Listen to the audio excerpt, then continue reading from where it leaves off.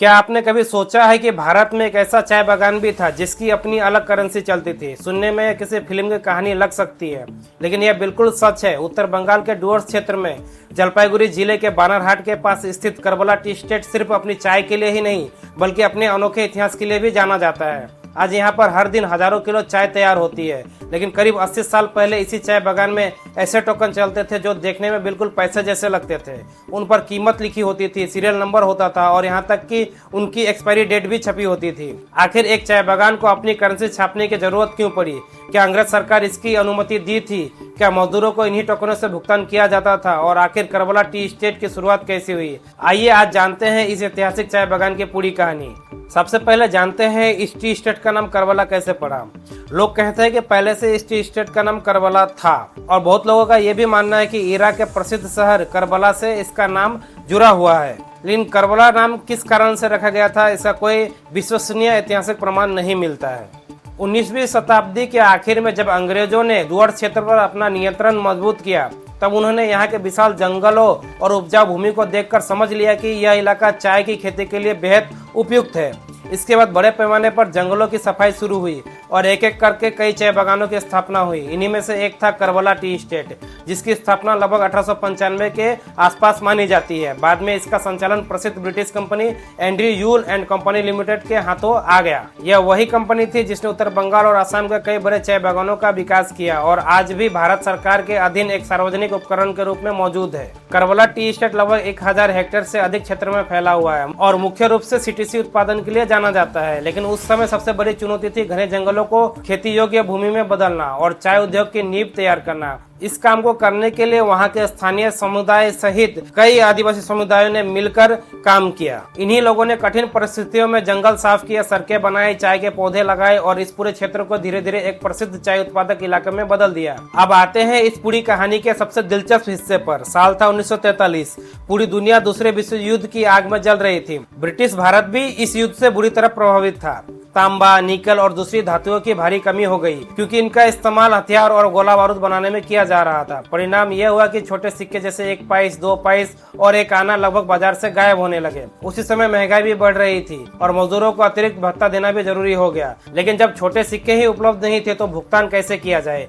इसी समस्या का समाधान निकालते हुए एंड्रयू यूल एंड कंपनी ने करबला टी एस्टेट के लिए विशेष कार्डबोर्ड टोकन जारी किए। इन टोकनों पर करबला टी एस्टेट 1 पैस, 2 पैस, 1 आना जैसी कीमतें लिखी होती थी। हर टोकन पर अलग सीरियल नंबर होता था और कई टोकनों पर 31 दिसंबर 1943 तक की वैधता भी छपी होती थी। यह भारत सरकार की आधिकारिक मुद्रा नहीं थी बल्कि बागान के अंदर विशेष परिस्थितियों में भत्तों और कुछ आंतरिक भुगतान के लिए इस्तेमाल की जाने वाली निजी टोकन व्यवस्था थी। आज यही टोकन इतिहास का एक बेहद दुर्लभ दस्तावेज माने जाते हैं और दुनिया भर के पुराने सिक्कों व टोकनों के संग्रहकर्ता के लिए अत्यंत मूल्यवान है। जिस कार्डबोर्ड के टुकड़े की कीमत कभी सिर्फ 1 पैस थी, वही आज इतिहास के अमूल्य धरोहर बन चुका है। लेकिन करबला टी एस्टेट की कहानी केवल करेंसी तक सीमित नहीं है। एक समय ऐसा भी था जब पूरा इलाका घने जंगलों से घिरा रहता था। रात होते ही हाथियों के झुंड बागानों में घुस आते थे। तेंदुए मजदूर लाइनों के आसपास दिखाई देते थे और कई बार काम करते समय मजदूरों का सामना जंगली जानवरों से हो जाता था। आज भी यह इलाका हाथियों के पारंपरिक कॉरिडोर के पास स्थित है, इसलिए मानव और वन्य जीवों के बीच संघर्ष यहाँ आम बात है। कई बार हाथियों ने चाय के पौधे को नुकसान पहुँचाया, घर तोड़े और लोगों की जान भी गई। दूसरी ओर तेंदुओं की मौजूदगी भी यहाँ हमेशा चुनौती रही है। सोचिए, एक तरफ लोग पूरे दिन चाय की पत्तियां तोड़ रहे हैं और दूसरी तरफ उन्हें हर पल इस बात का डर है कि कहीं जंगल से कोई जंगली जानवर बाहर ना आ जाए। करबला टी एस्टेट के इतिहास में एक और बेहद भावुक घटना दर्ज है।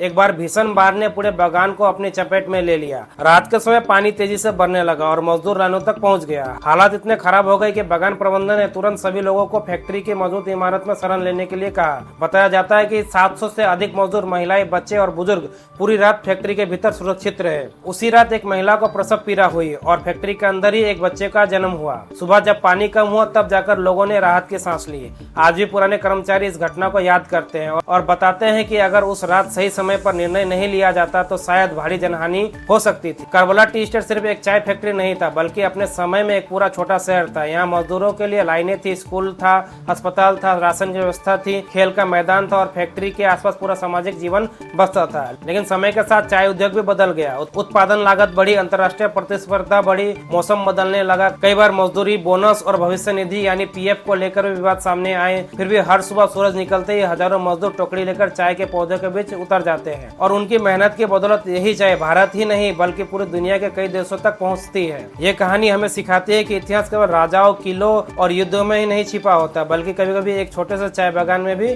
ऐसी घटनाएं दर्ज होती है जो पूरी दुनिया का ध्यान अपनी ओर खींच लेती है। करवला टी एस्टेट इसका सबसे बड़ा उदाहरण है, जहाँ कभी अपनी निजी टोकन करेंसी चली, जहाँ हजारों मजदूरों ने अपने खून पसीने से जंगलों को हरे भरे चाय बागानों में बदला, जहाँ लोगों ने बाढ़, जंगली जानवरों और आर्थिक कठिनाइयों का सामना किया और फिर भी हार नहीं मानी। शायद यही वजह है कि आज करवला टी एस्टेट केवल एक चाय बागान नहीं बल्कि डुअर्स के इतिहास का एक ऐसा अध्याय है जिसे जितना पढ़ा जाए उतना ही कम है। तो दोस्तों, अगला वीडियो आप किस टी एस्टेट्स के बारे में देखना चाहते हैं कमेंट करके जरूर बताइएगा। हो सकता है इस वीडियो को लाइक भी कर दे, शेयर भी कर दे। जय हिंद।